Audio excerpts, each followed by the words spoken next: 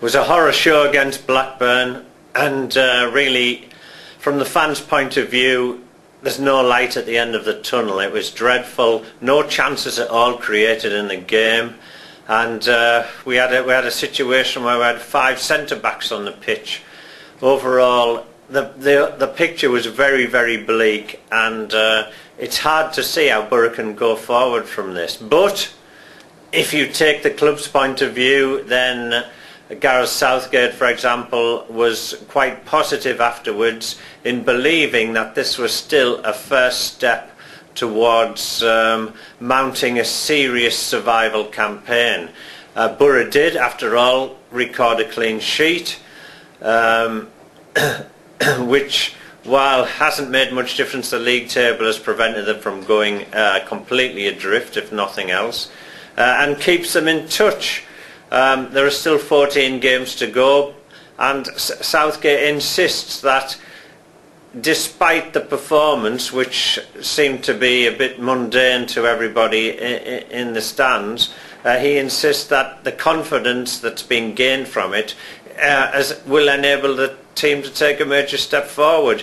It depends which camp you're in. I mean, it was horrible to watch, but we have to believe that there is hope.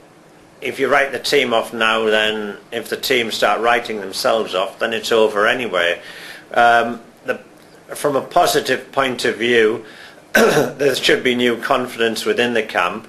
That confidence can hopefully lead to a much needed win. I think one of the plus things, if it is a plus, of course, is that Didier Degas and Gary O'Neill are both returning from suspension.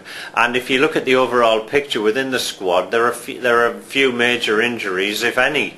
So Southgate's really got all his cards available at the same time. It was amazing to think that Afonso Alves didn't start against Blackburn after scoring 4 goals in 4 starts. We've been waiting all season for the Brazilian to start to do something, and when he starts to put the ball in the net, he's left out. All right, Marlon King's been brought in as the extra striker, and he has every right to expect to be given a fair crack of the whip. He started the last 2 games. Funnily enough, though, Afonso's goal record is better than King's this season. Afonso scored 7, Marlon scored 5. Perhaps that doesn't mean too much, but you would have thought that because of what Afonso's done recently, that he would deserve a chance to be staying in there and the chance to do it. So I don't think he'd start at Man City as a result of what's happened, but personally I would put him in there from the start. Up front, we do need goals. One thing we do need is goals to be created, and while we had, for example, Josh Walker and Matthew Bates working their socks off, so to speak, against Blackburn, there was still not much creativity from midfield, and maybe this is the biggest thing that's needed. All right, Adam Johnson enjoyed a half-decent game, but his crossing at the moment still isn't perfect, and there wasn't that many balls for the front runners. In fact, there wasn't one single chance created. You know, it would be so easy to dwell on negatives, but if we are looking for positives within the team, then the midfield's got to be stronger.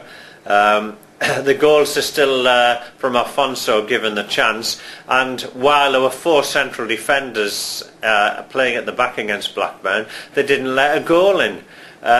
It's not the first time it's happened this season. We've seen Pogačar playing at left back for some time, been no complaints there while he's been doing there.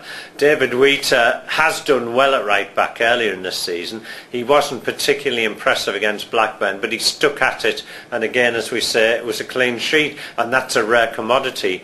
So let's stick to the positives, let's keep our fingers crossed, but if it doesn't start to pay off over the next 2 or 3 weeks, then there's every right that the manager in particular should come in for heavy criticism.